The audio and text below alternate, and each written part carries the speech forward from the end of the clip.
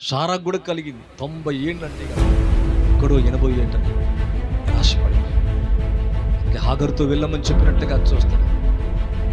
అబ్రహాము జీవితంలో 99 అయినా కూడా మృతతుల్యమైపోయింది. అయినా నిరాశ చేసుకొనక దేవుడు వాగ్దానం చేసిన దేవుడు నమ్మదగిన దేవుడని రూఢిగా విశ్వసించి విశ్వాసము తెచ్చుకొని బలపడి నిరాశ పడక మృతతుల్యమైన దాంట్లోంచి ఒక అద్భుతాన్ని పొందినట్టుగా చూస్తున్నాడు.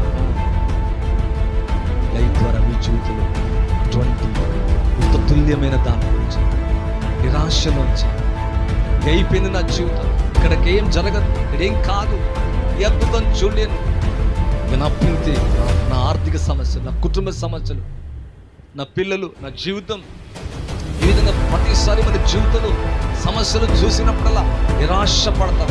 యేసు నామములో నిరాశ పరిచే ప్రతి ఆయుధం తొలగిపో.